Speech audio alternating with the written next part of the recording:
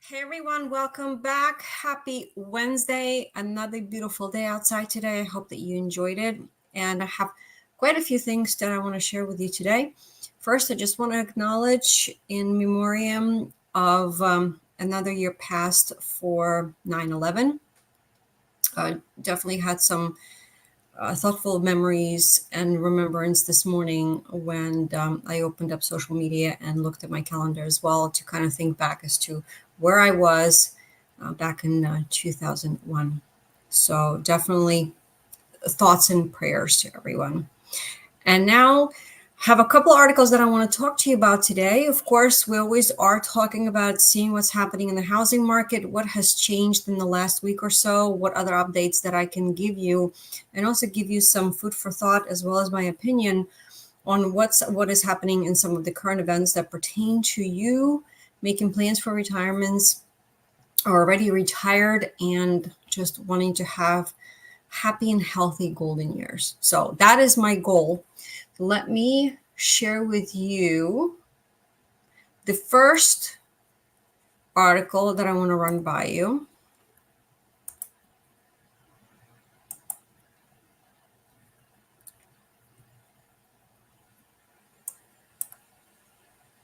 Okay, and that's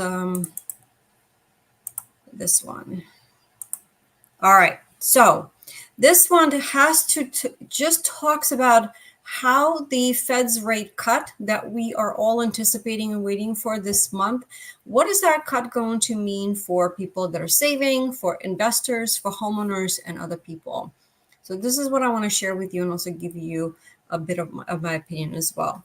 So the Fed is expected to decrease interest rates for the first time since 2020 this September, setting off a chain reaction that will indirectly influence several parts of the US economy. And yes, that includes all of our wallets as well. In recent years, the Fed ratcheted up interest rates and then held them steady in order to curb excessive post-pandemic inflation. With price increases normalized, they are bringing back the rates back down to earth. Though experts say it will likely take a while for everyday Americans to feel the full effects of the Fed's decision, central banks' rate cuts will have far-reaching consequences, especially if they continue as expected throughout the rest of this year. What's going to happen is with slashing of the rates, Fed is going to make borrowing money less expensive, broadly making loans cheaper and saving less desirable. And here's what that means for you. So for savers, right? So this is what we're talking about. Savers, those people, and this is where I hope most of you guys are, is with the high interest rates being a pain in many areas of people finances, they have been a boom for savers. That's because when the benchmark interest rates are high, so are the annual percentage yields on deposit accounts like money market, high yield savings accounts, and certificate of deposit. You guys know from some of my videos in the previous lives that I'm a big believer in having at least 6 months of rainy day savings. Keep that in a high yield savings account to make sure that that money is earning you interest and working hard for you. And you can also do certificate of deposit as long as you understand that you cannot touch that money. Where if it's sitting in the high yield savings account, if you do need it because it's your emergency fund, you can take it out anytime, but it's not the case for certificates of deposit. And let me see what else. For homeowners, according to Freddie Mac's economic outlook, the average interest rates on the outstanding existing mortgages is 4.1%. Meanwhile, someone considering refinancing their current loan is looking for a mortgage rate above 6%. That is correct. Right now, in the last week, a few clients that we were working with were looking at some things that were 6.25%. And yes, the rates also do depend on how is your financial health. What kind of credit score do you have? The higher your credit score, the lower your rate will be. One of my lenders actually quoted me 5.5% for a credit score above 720, which is considered to be good, a good financial position. The rate discrepancy has left many homeowners feeling trapped. it doesn't make financial sense to sell their current home and then buy a new one at a higher rate unless there is some kind of a life event that forces the issue. And yes, that is what we talk about. If there's things that you have to sell because you need to move, because you're relocating, because you have a new job, or some other events, life events like getting sick, or maybe somebody passing away, getting divorced, that's where we are. So with the Federal Reserve expected to cut the rates by a quarter percentage point, the effect on mortgage rates may not be enough to move the needle significantly on home sales. Just remember, when they do cut these rates, this is not like it's drastic. It's not half a point or even a 1 percentage point. It's slow and steady. And persistently high rates have also impacted homeowners' ability to refinance their homes, with Freddie Mac reporting that the level of refinancing activity during the first half of this year is the lowest since 1995, as the rates and the term refi simply just are not attractive to most mortgage holders. Of course, today is definitely not the case as we had back in 2021-22, where a lot of people took advantage of those really rock bottom rates and refinanced. I was talking to a client of mine over the weekend. We were just looking at some options because they actually came back to the area. They returned back from Texas. And he said that the home that he has in Texas, he's going to keep because he refinanced and his rate is now 2.5%. I told him absolutely keep the home because it's really almost free money. So he got a really good refinance rate. So for home buyers, the pandemic provided a once-in-a-lifetime opportunity for buyers. Record low mortgage rate meant homeowners could trade up to bigger and more expensive homes, while first-time buyers suddenly found themselves able to afford homes sooner than planned. But in 2022, mortgage rates started to rise, and they continued to stay well above the rates seen during the COVID-19 pandemic. The result has been a buyer pullback as a combination of record high home prices and elevated mortgage rates made home purchases less affordable. It's kind of like it's hard because you have one issue on one end of the stick and then you have another challenge and an issue at the other end, and sometimes you're just not sure. And unless you have a true need and a life event of having to make a move, a lot of people are just staying put because it just does not make sense for them. So all right, so for investors, we're just going to skip those retirees. Here we go. So the time is running out for retirees and those approaching retirement to lock in the best APIs available for fixed income instruments since the eve of the Great Recession. But there is still time to lock in the higher rates on those low risk investments before their API is going to fall. The 1 month treasury bill, for example, is currently yielding 5.15%, which is the API being offered by Connexus Credit Union for its 10-month share certificate. For retirees looking to lock in the rates for longer term, 6-month treasury bills are yielding 4.76, while 2-year treasury notes are offering 3.75. As you guys know, a comfortable retirement often means successfully managing your fixed income, and acting on higher rates now can provide security further down the road. And of course, as you guys know, as you move through your life journey, you're going to have to offset some of your more aggressive investments with fixed income to make sure that you're balancing your portfolio depending where you are in your retirement cycle. Of course, but that's a conversation for your financial advisor and your accountant to help you with the strategy there. So that was the first article that I wanted to share with you. And the next one that I thought that was interesting was because of the interest rates dropping,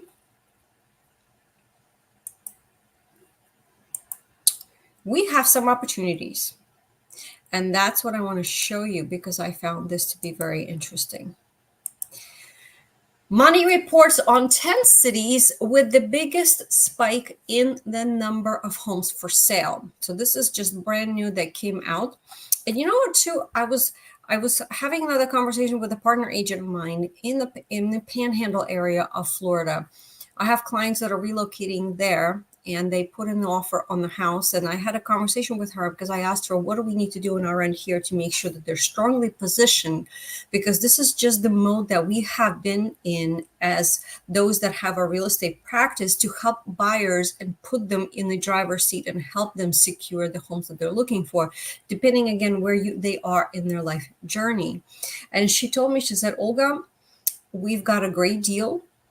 We asked for a help with the seller concessions. We even offered them a little bit of less money. We had a home sale contingency because this is what we're working on here on the sale end. And she said they took it without even negotiating. And I said, wow. And she also told me that in some of the areas of the Panhandle where we are specifically looking with this client, the homes are been on the market for more than 60, some of them are even 90 days. So as you can imagine, because US is such a big country, there are different markets, and everything absolutely hinges on the location. So I thought that was an interesting insight. I have some more calls scheduled to check in with some of my other agent partners around the country, just to kind of get a pulse on how their states in their areas are doing.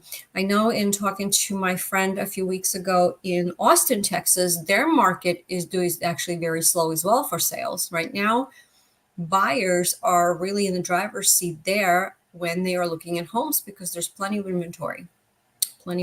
So really the market has turned in the market like Austin. All right, so 10 cities with the biggest spike in the number of homes for sale.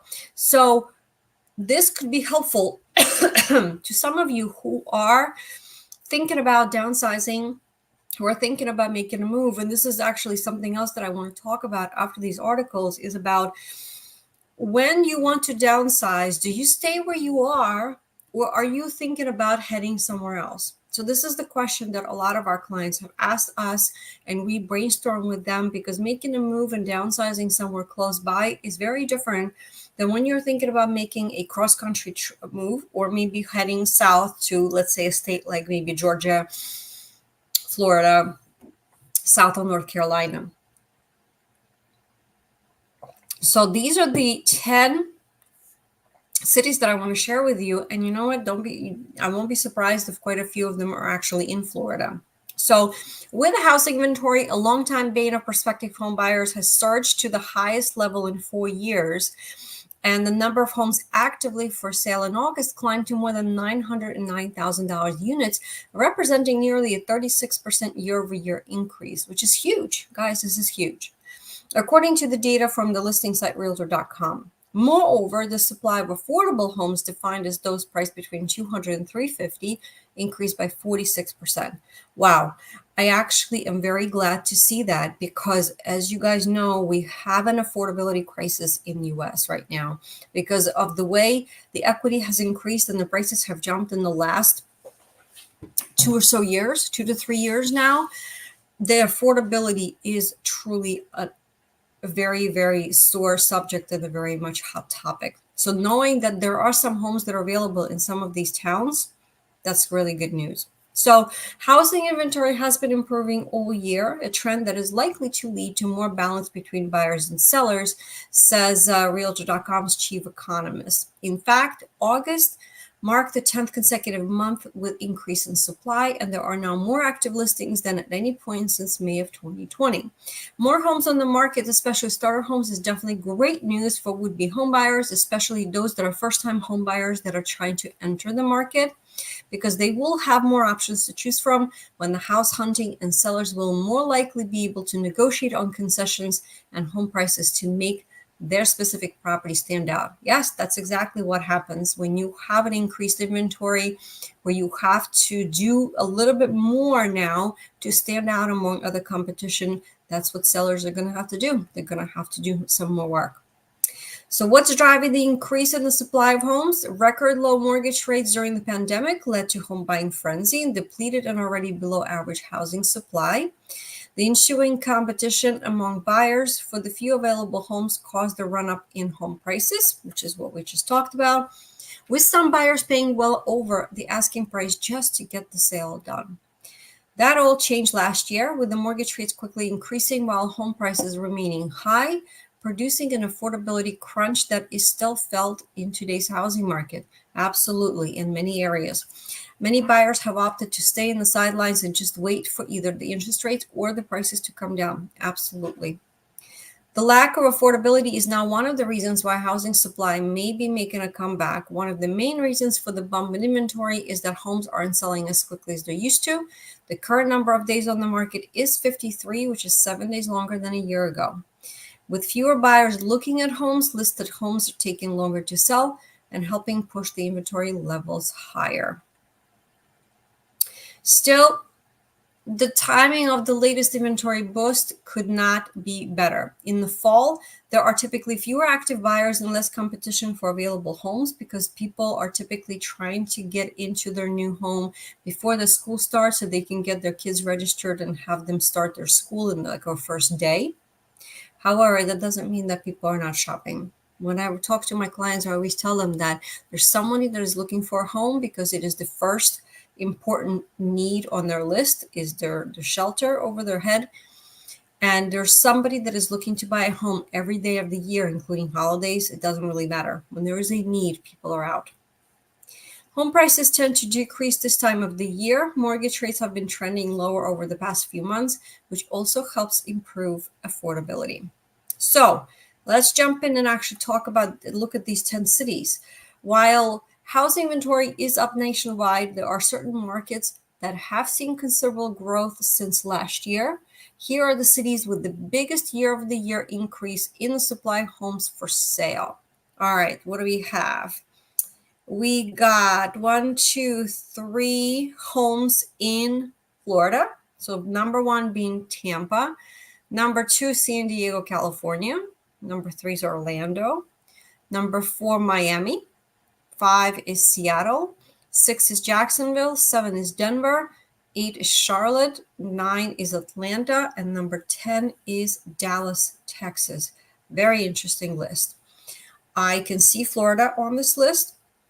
You know what? I wasn't sure about San Diego. I'm going to have to do a little bit more digging about it. I actually have one of my best friends lives in San Diego, so I'll have to check with her.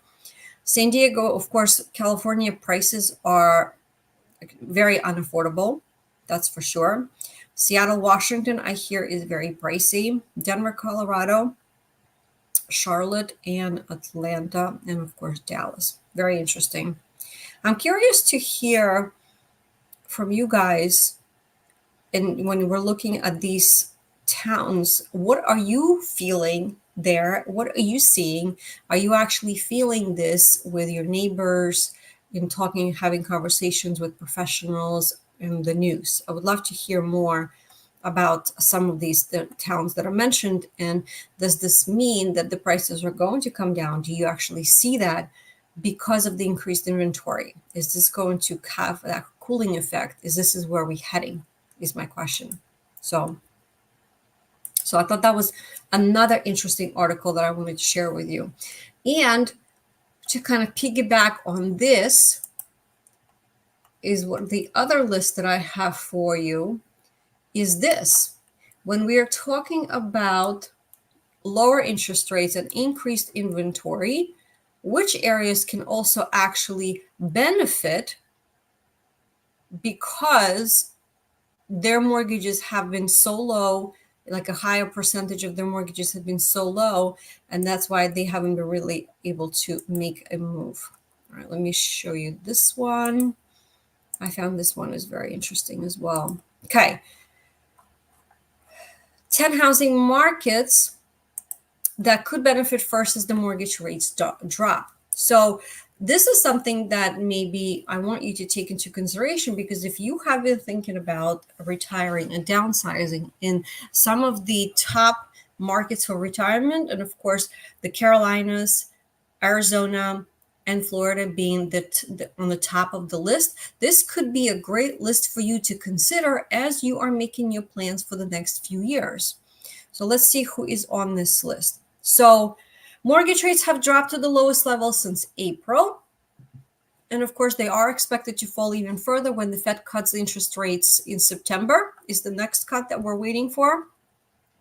And also, they are thinking that there's going to be 2 more cuts before the end of the year. We just have to wait and see, because we, of course, have the presidential election that is coming up in November. So that's right now is really the focus on what is happening with the economy.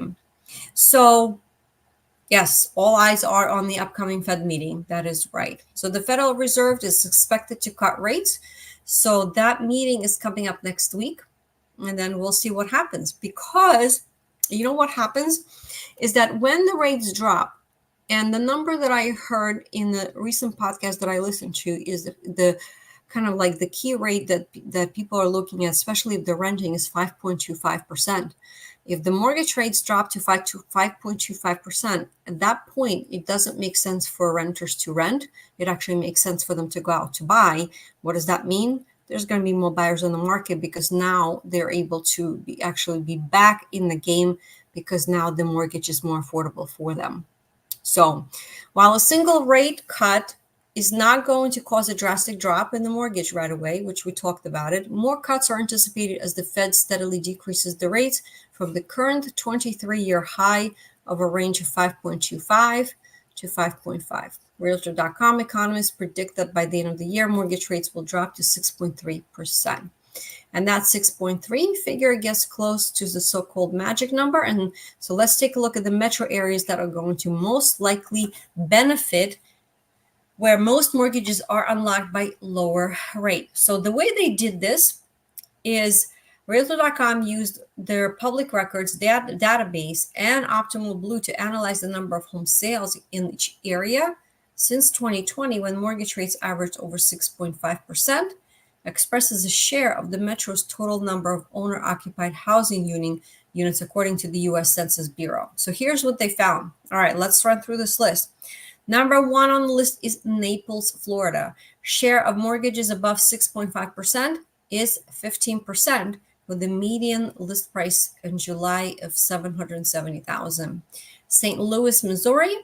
Share of mortgages above 6.5% is almost 14%, and the median list price is $313,000. So that's actually a pretty reasonable and affordable price to me. Myrtle Beach, South Carolina, share of mortgages about 6.5% is 13.4, with the median list price in July is $339,000. I also like that price. Cape Coral, Florida is 12.4%, with the median list price of $450,000. Miami is also $450,000 with the same percentage, 12.4. Albuquerque, New Mexico is 11.6% of mortgages, with a median list price of $419,000. Kansas City, Missouri, 11%, and median price is $410,000. Fort Wayne, Indiana, very reasonable median price. Mortgages are just standing above 10%. Oklahoma City, mortgages are about 10%, with a median list price of $325,000, which sounds really reasonable. And number 10, well, that's surprising, because I typically expect Connecticut to be pretty pricey, but New Haven has 10% of their mortgages above 6.5%, and the median list price is not bad at all either. It's $424,000. So I thought that was very interesting, because if you are thinking about making a move and you are looking for some opportunities, and let's say that you want to go to some warmer states and you are considering Florida, taking a look at a couple of these lists that I gave you. One of them is where the mortgages are more than 6.5%, which means that they're going to be more open to selling. And also at the second list, where they're saying that the inventory has increased and it has shifted from being a seller's market to the buyer's market, it's a great opportunity perhaps for you, even though you may be yourself sitting on a very comfortable 3% mortgage rate, but the opportunity for you to sell in the market where you are, where potentially your prices are a lot higher and you still have a multiple offer situation, and you can benefit from that nice and heated market, which it still exists in quite a few of the areas. I know mine is still here. For you to take an opportunity of that and then head into the direction of the place where you are thinking about heading. And you know what, too? The conversation that I have with a lot of my clients is this: if you are thinking about moving to the state that you maybe you're familiar with a little bit because you vacation there and you've traveled before. Maybe you have friends live there. Don't buy right away. Sell, make your move, downsize, get to the unit's destination, and then rent for a year. This way, you can get a feel for the neighborhoods because somebody else's opinion where it's nice may not be the same as yours.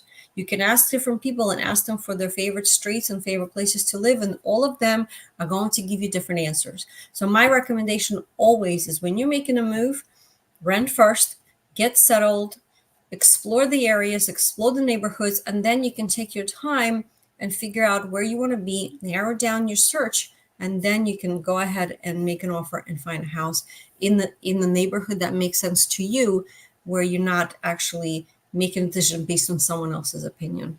So I thought that was interesting.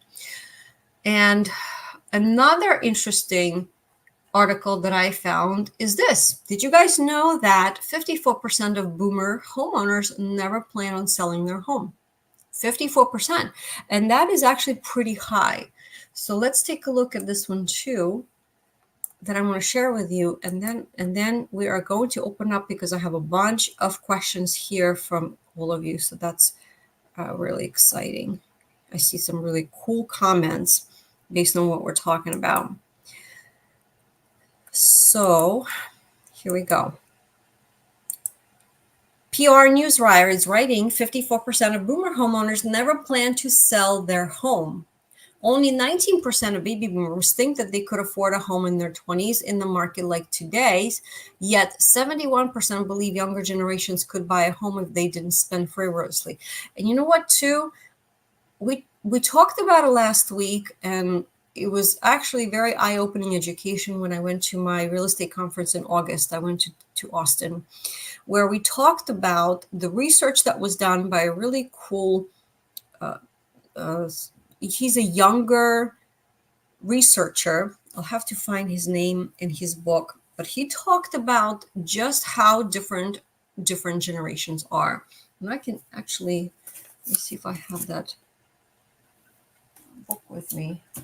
I don't have it with me, but what he talked about is that depending on which generation you live in and when you were born, you had different realities that you had as a norm to you that maybe the millennials or the Generation Zs right now has. If you think about it, Generation Zs, who are, somebody who is like my kids or their friends, they never knew anything but a smartphone that you could browse on and do research and listen to music on. They never knew anything other than that. So to them, that is their norm. And to you guys, the norm could be still having black and white TV, or having a TV where you didn't have a remote and you still had to turn it on and off, and you had to actually get off the couch and the chair and you have to go do that.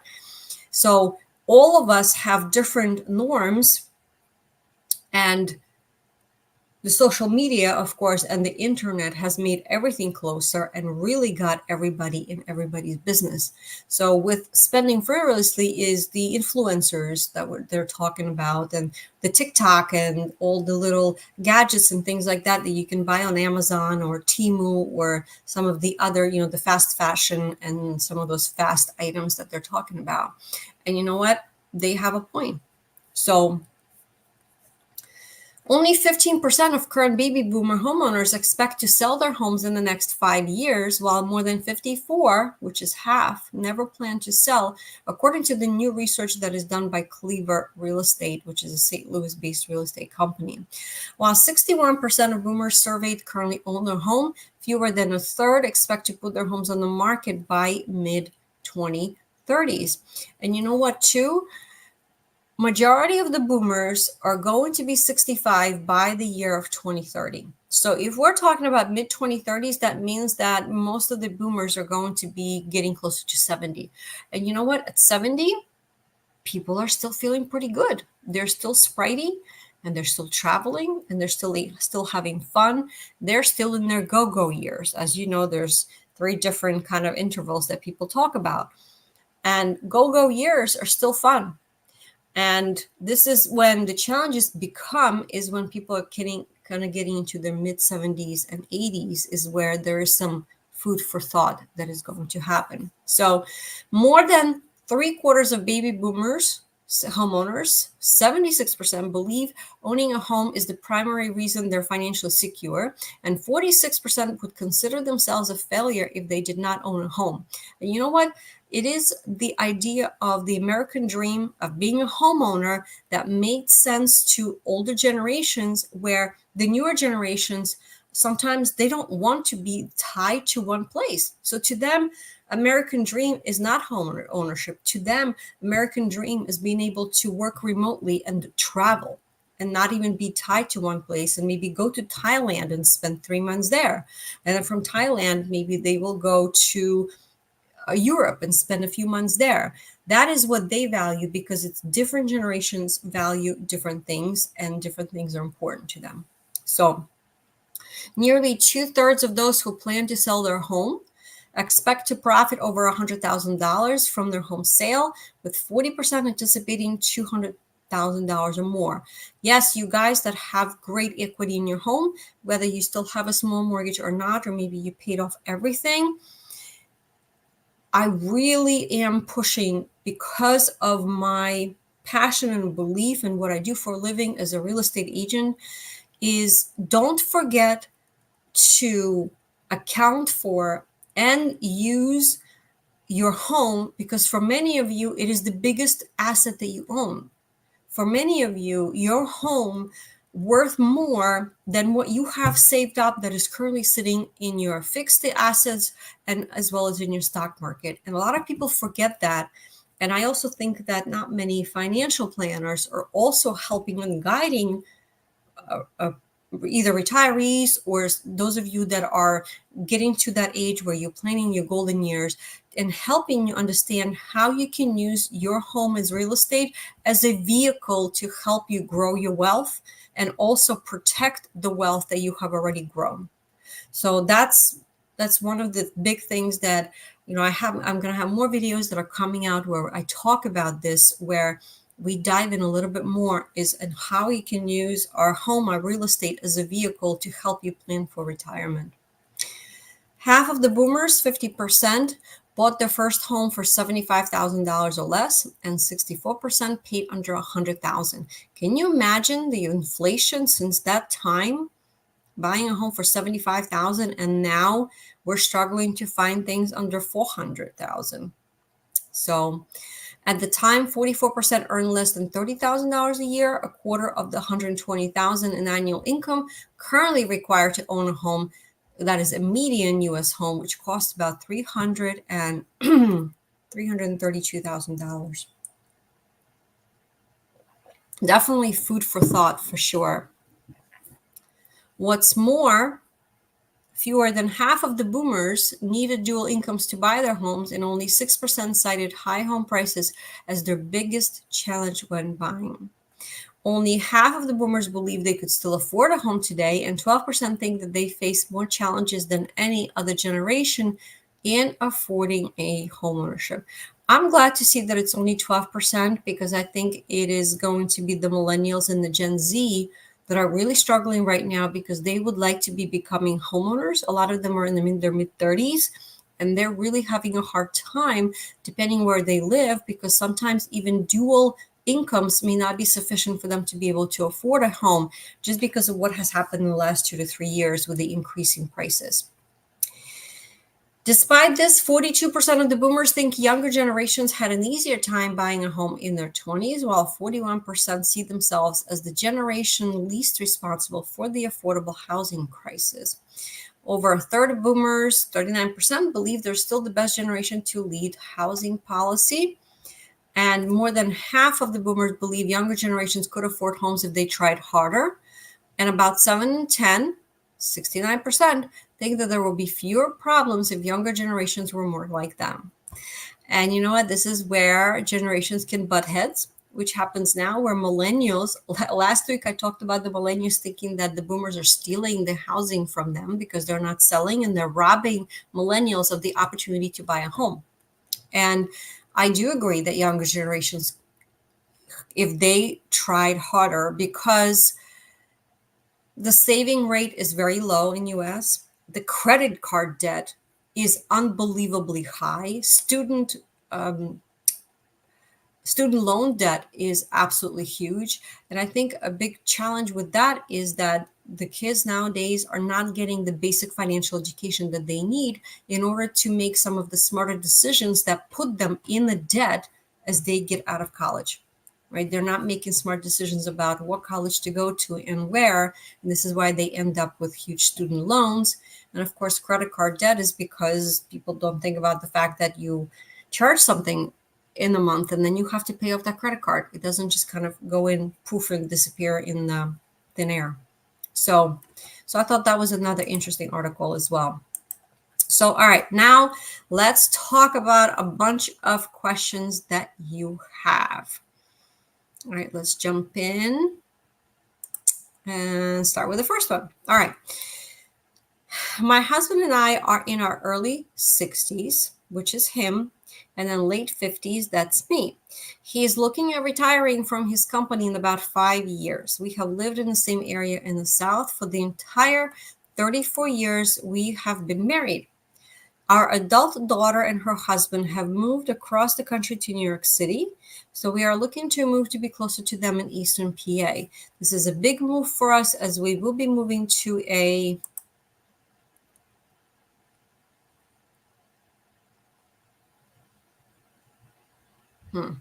All right, this got cut off, but they're looking for tips and sage advice from those of you who have already made such a move. We were planning on making the move after retirement, but for a number of reasons, we're looking to move next spring. We will entirely be in the new area and climate. We are intimidated by such a big move, to say the least. And I'm sure there must be people out there who have made moves like this in their golden years.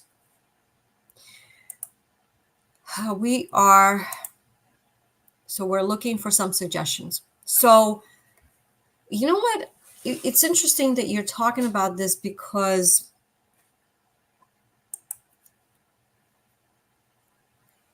it all depends, I think, on where your kids are.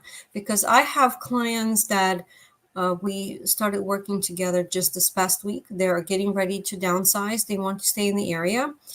And they have a couple kids in like Chicago and Midwest. And then they also have a couple kids that are pretty local. So 4 kids between them.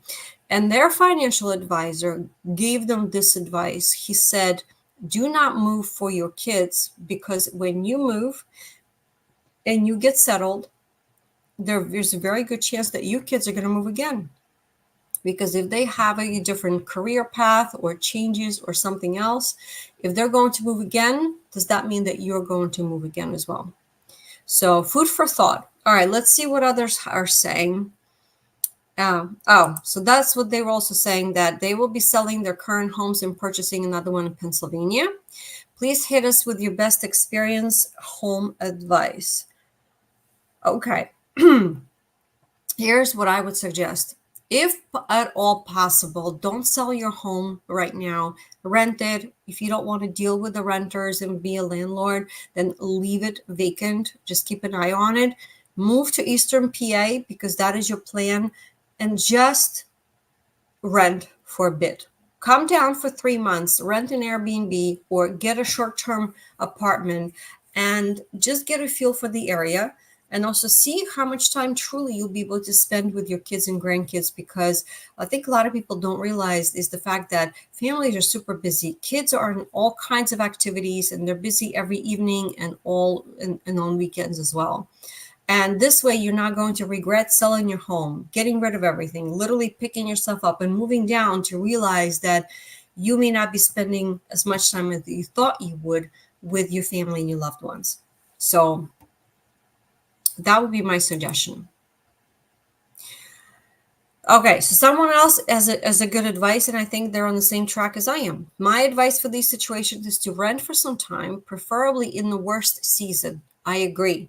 You want to come here when it's not as pretty, but when it's nice and dreary and cold, which is the winter season, and to make sure that you're actually happy living here. I get that you want to be close to your daughter, etc., but consider 2 things. What if you don't like the climate or long stretches? This happens a lot to people when they move to Pacific Northwest and find out that while summer days are long and gorgeous, winter days are 9 hours long and they're dark. People from further south often cannot take the shorter, darker days in the northern states they just moved to New York City. What if the kids move again to, let's say, LA or maybe Virginia or something else, or whatever state? Are you going to chase them around the country?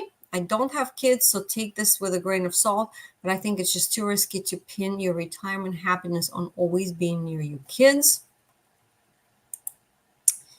They have their lives and you should have yours. And if that includes being near them, fine, but consider the above stuff too. I agree. I absolutely agree. And this is why I think it's a good idea is to have the ability just to rent something for the time being and explore the area in different seasons and see what you think. Ozark says, my wife and I retired in our late 50s and immediately moved 400 miles to get close to the grandkids. That was 6 years ago. After moving, we joined a church and a couple of social groups. We met plenty of people, but just could not connect like we did with the friends we left behind. In addition, our kids and grandkids are busy doing their own thing, and while we see them sporadically, it is not as often as we anticipated. We just put our house on the market again, and we're heading back home.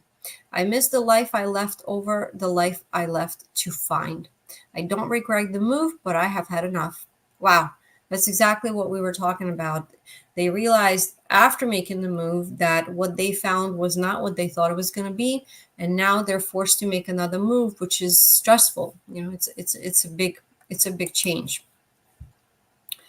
Odd B says, rent for a year and don't sell the place in the South. Right on.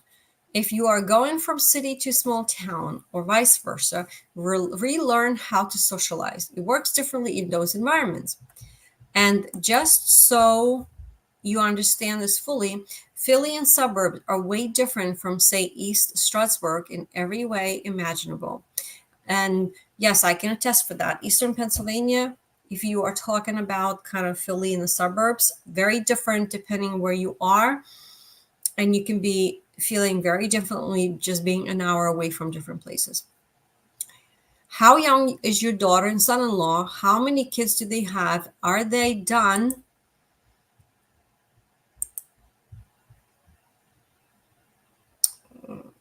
Are they done having kids? And what kind of stability do they have in their jobs? If they have no kids or one, if they're in a starter home, if they're very early in their careers, there's a decent chance that you will have just gotten planted in PA and then they relocate to somewhere else because they can. 4 real seasons are gorgeous. Shoveling snow is horrendous. Clearing the end of your driveway after a plow that has piled a 4-foot barrier, right? Yeah, of high density plow pack at the end of it is worse. I hear you. I do. Nomad22 says, I recently moved from Ohio to Oregon in my early 60s. I downsized significantly in the move to simplify it, and if I was going to do it again, I would sell and unload everything and just buy new furniture when I get there. It does depend on what has sentimental value. You may have some family heirlooms that you can't part with. Maybe it's time to pass them on too. Yes, you have to make new friends, but with the modern communications, you don't lose the old ones. My concern in your situation is climate. Moving from south to north will include real winters, and eastern PA is not as bad as Vermont, but it will be below freezing.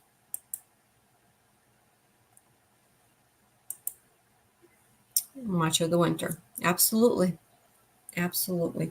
And you know what? Talking about decluttering and right sizing, this is the conversation that I have with many of my clients, even if they say, Olga, I'm not quite ready to make that move, but we need to talk. I say, absolutely. And one of the things that we talk about is getting started on decluttering. getting started on getting rid of the things that you haven't used.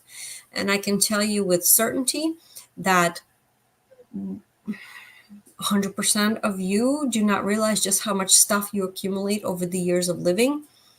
And then when the time comes, and let's say you are on a deadline, it's going to be a lot more challenging for you to actually doing the decluttering when you are set against the deadline versus doing it when you have the time and you're not under any kind of pressure or any kind of time frame. So decluttering means taking advantage of every time you have your trash day and recycle day and just getting rid of something. It also means putting a box in your car and putting donations in there. And every time the box gets full, you just drive by the secondhand store or Salvation Army or something like that, and then you put those items and you donate them. So decluttering is I think one of the first pieces of advice that I give to everyone who is in the process of planning their retirement and thinking about maybe they will be downsizing and trying to make plans. That is one of the first things that we talked about. All right, Meat and Pop said, wife and I both retired mid-50s. Our kids were 3 hours away in 2 different directions. Yeah, I think that's the hardest is when your kids move in like literally the opposite directions and you're like, okay, well, I guess I'm in the middle and I'm just going to stay. We had lived in the same general area of central Illinois our entire lives, as has our immediate family. About 5 months before we retired, the wife retired, we bought a house in Florida close to a friend who we had been visiting for about 5 years. 2 weeks after the wife retired, we packed up and moved. Definitely unnerving and some stress and anxiety, wondering if it was the right thing, but after a couple years, it's been mostly good. Had quite a few visitors during the winter from our northern friends, but we are still trying to meet other people our age, which isn't easy. Big thing I would say is spend time where you are planning to move to see how you would actually live there. What things interest you? How close are the shops, stores in comparison to now? Availability of healthcare options, cost of living, climate, etc. Good luck on the move. Keep a positive attitude and don't always compare it to where you came from.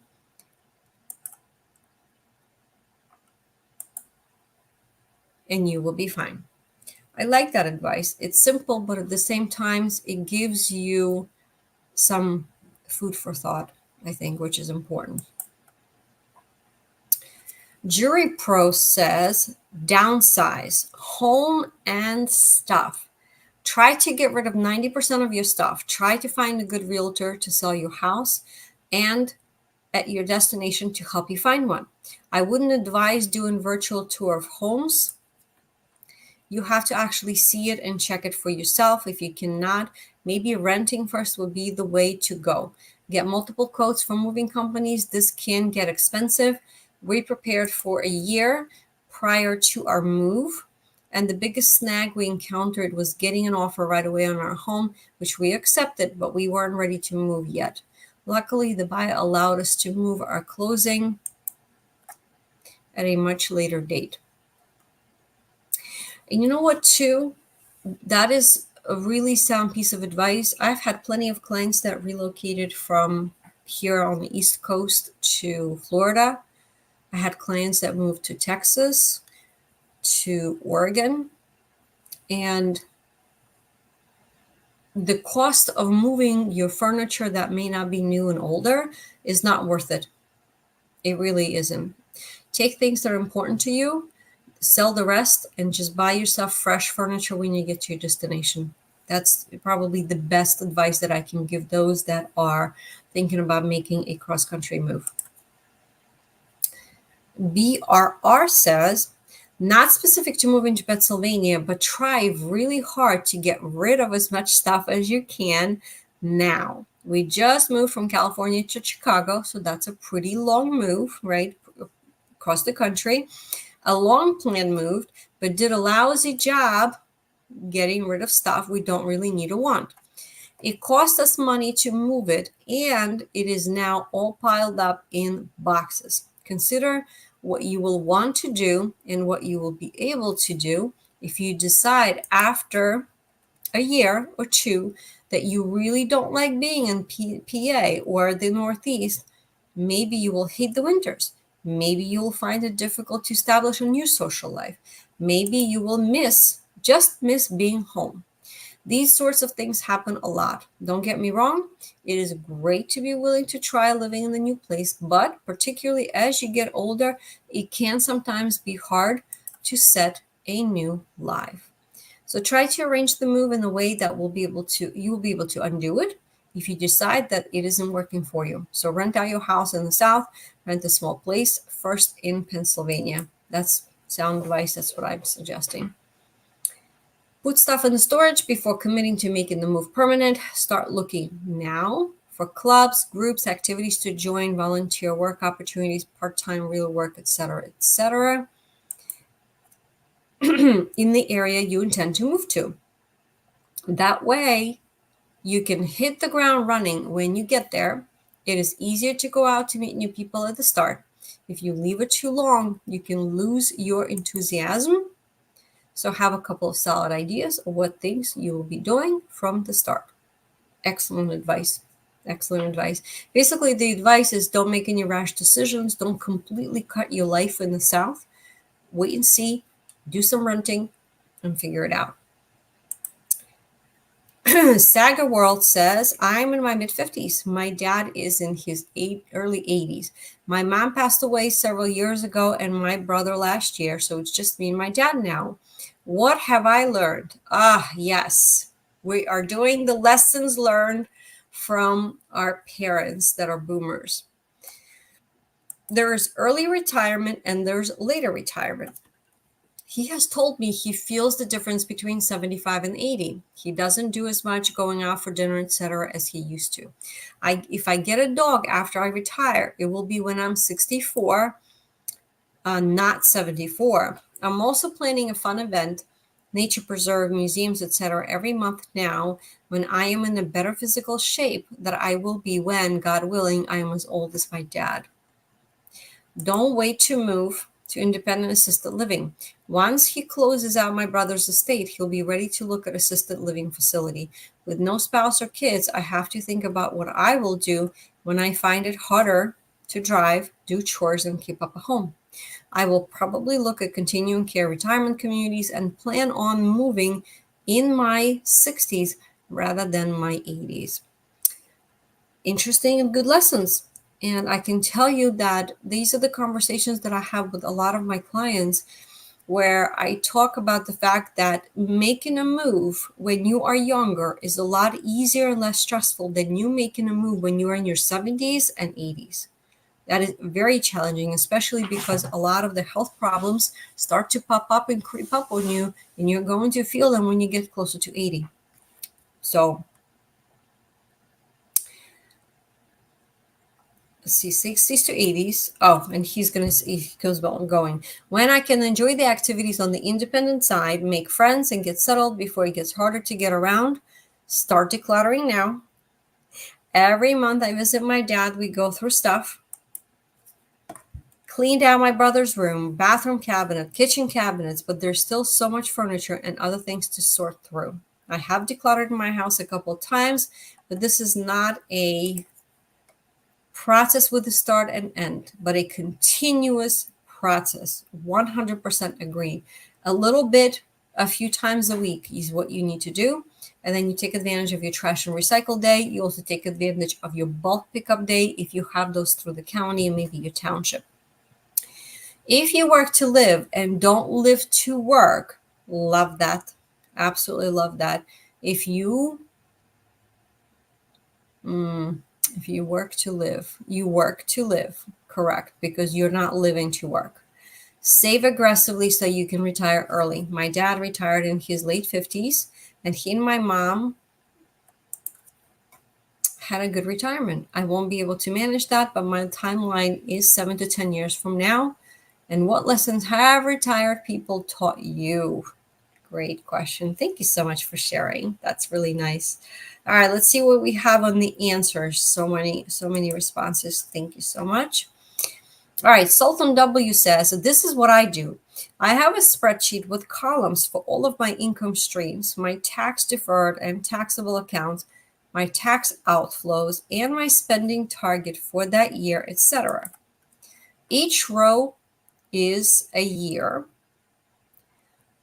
On my projections, I live to 100. The final spending target at 100 years old is the average cost for living in a nursing home that I update every year. That way I know for every year what I owe in taxes and what I can spend. Much more peace of mind that way. I love this. And you know what? I have high regard for you, Sultan, because many people give me heat when I did a video and I told people, please be prepared. You're going to be living well into your 90s because of the longevity. The longevity challenge, and I actually think it's a crisis because most of the people are truly not paying attention to what is happening. The technology advances, the medicine advances are helping people live a lot longer, which means that if you think you're only going to be living to your maybe early 80s, you're probably not correct. You probably have another 10 years, if not longer, on you, which means that you need to make your retirement savings last an extra 10 or 15 or maybe even longer years. So there's even another article that I didn't even share with you today that they're saying that there's a really good possibility that in my lifetime, we're going to see people living to 150 years old. Can you imagine? 150 years old. So if you retire at the age of 60, you now have to plan for another 90 years. That's crazy to me. So I'm not sure how that would work, but that maybe is an article to talk to about another time because now I really am curious about looking at it.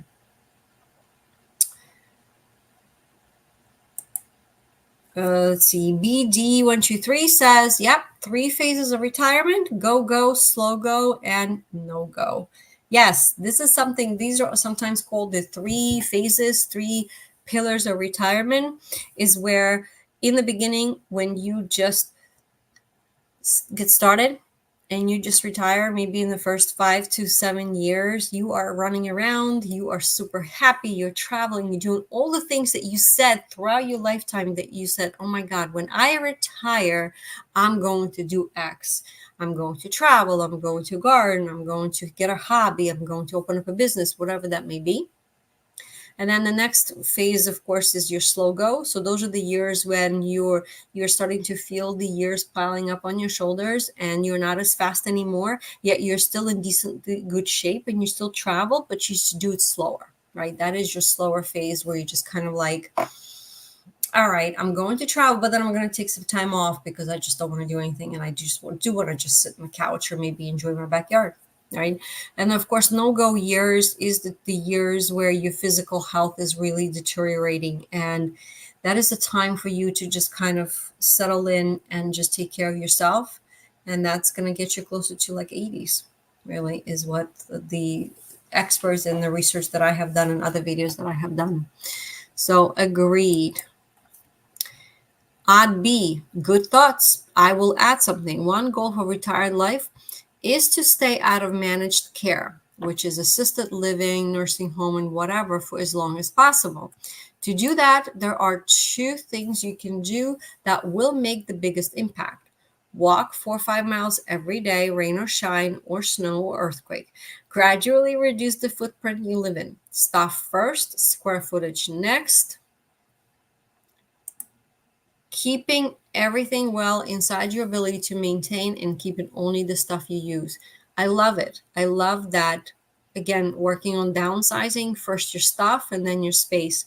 The less space you have, guys, the less you have to maintain, the less expenses that you have, less stress that you have, and anxiety on what is happening, what you're doing, right? That is the need. That would be the need for you to go out, even if the home is already fully paid. Is for you to go out and downsize into something more smaller, more manageable, that is going to give you the peace of mind and is going to reduce your expenses. That's more important than a 2.5% mortgage. That's my opinion. If there is a room you never use anymore, empty it, furniture and everything. Get rid of everything in the attic.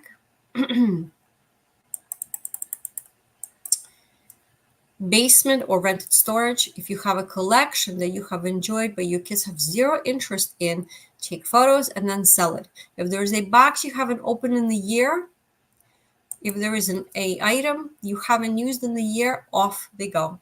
Then when you have too many rooms for the reduced stuff you have, sell the home and move into a smaller place.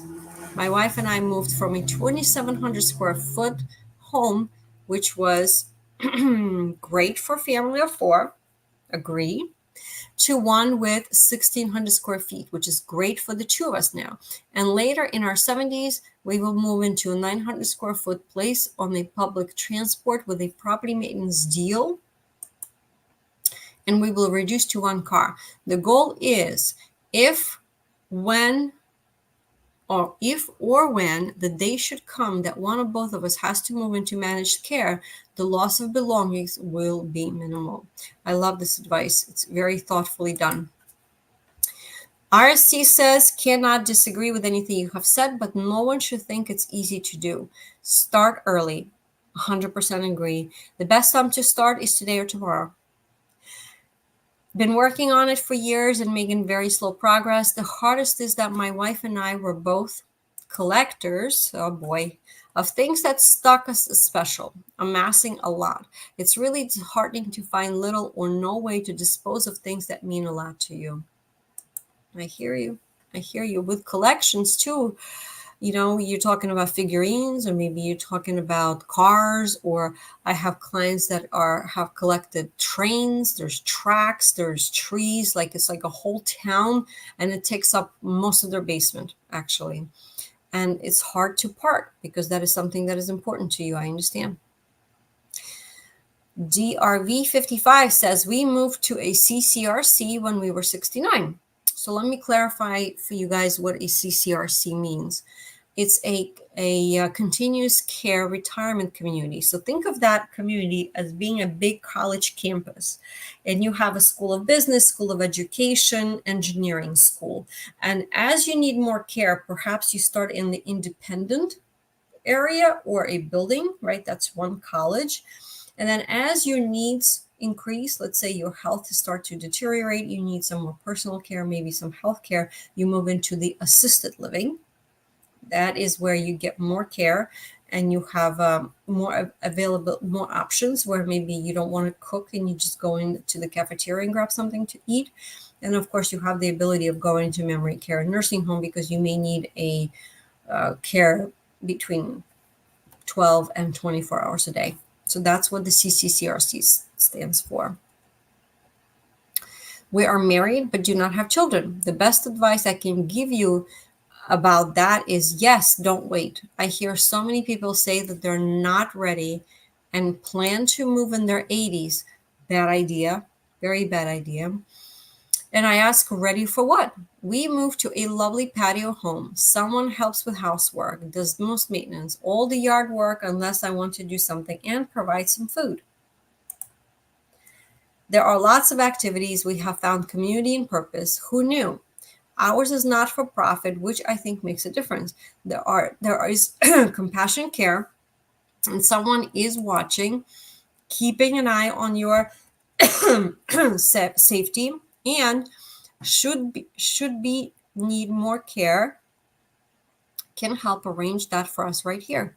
We really like the values of the place we moved into. Make sure you feel the same about the places that you consider for your dad and yourself. Also, waiting too long means you waited too long. It is way harder to move, make an adjustment, find new friends, and so on. There's so much stuff in your home you do not need. Having to sort all that in your 80s, as you have found with your dad and I found with my mother, is really, really hard. We downsized and moved. Life is good, or as good as it's going to be. Save, save, save, so you can afford the retirement you want and dream of. I love that advice. It really is helpful. You guys may want to reread some of these comments after this live is published, because I think that some of these are super valuable. And you know what? I'm going to share with some of my clients, because I have quite a few clients that are on the fence. They say, Olga, I'm not ready to move. I love my house. I love all 3,000 square feet of it, and the finished basement, and the 3-car garage. I love it all. How am I going to downsize? What am I going to do with my stuff? Well, these are a lot of conversations. And you know what? These are honest conversations and they're not easy. So that is the challenge that we have for sure. Unlikely OC says my dad is 92 and going strong, totally independent. His motto is march or die, and he marches. I love it. I love it. Great health to your dad and high respect. You know, my grandma lived until she was 99, and she did something every day. She kept herself busy and occupied, and I truly believe you need to have a motto, and the motto is you just keep on trucking. Correction nurse says my dad will be 100 in April. His motto is similar. If you sit, you rust. I love it. Wow, what a milestone. 100 years old. I hope you guys are having a really, really cool celebration for him. I think that's amazing. K75 says a few weeks ago, shy of her 65th birthday, my best friend contracted pneumonia and was dead in 2 weeks. She thought she had decades ahead of her. Her mom passed in 96. I was reminded that your parents' longevity may not be accurate marker. Today is all we have. Don't spend it sitting at a desk making another dollar for a corporation or a millionaire. Oof. Sound advice. Jason Locke says, my uncle is 93 years old. He still walks 2 miles a day, sails his boat with help. Wow. Does chores around the house, goes hiking, climbs stairs, and his secret is that he never stopped exercising. Up until a few years ago, he rode his bike to the boat yard, which was 12 miles away. He ran after work up until his early 80s. His mind is sharp, although he does forget where he puts things. He eats just about everything and still drinks beer on Thursday nights with his lifelong friends. Just saying, there is a trick to this getting old thing. Love it. Anna B, my elderly relative taught me this. Better to do those squats because not being able to get up from a toilet really sucks. Hoarding is a terrible disease. Do everything you can to avoid UTIs because UTI-caused delirium is pure crazy. Okay. UTI, I believe, is the urinary tract infection that she's talking about. Take good care of your teeth. If someone tells you that you need hearing aids, for the love of God, go get the hearing aids. Stay the hell away from casinos. Yes, ma'am. I love that advice. The cyclist says, don't stop moving. The difference between the 75-year-old cyclist and even 65-year-old couch potatoes is stark. Keep moving. You can slow down, loss of muscles, mass, and bone density, but it gets just about impossible to reverse. Thank you very much for the advice. We'll definitely take that to heart. All right, well, guys, we're going to wrap up. I think I'm going to read just a couple more and then we're going to wrap up for today. After 50-20, my wife and I don't have children. We decluttered, downsized, and moved to a 55-plus community as soon as we turned 54. Excellent. It's an active adult resort community, and there is assisted living available as we get older. Excellent. It's ideal for us. I'm looking at retiring at 67, saving aggressively until then. We should be well set up for a drama-free transition. Awesome. I love it. Thank you guys so much for contributing. I love getting advice and also hearing firsthand what are you guys doing and how are you managing. And well, let's see what happens next week. I think we're going to wrap up for today. Thank you so much for joining me as we talk about housing market, as we talk about real estate, as we talk about helping you plan and also stay well and enjoy your golden years, which is really the goal. So thanks so much for joining me today. We will see you again next week. Bye, everybody.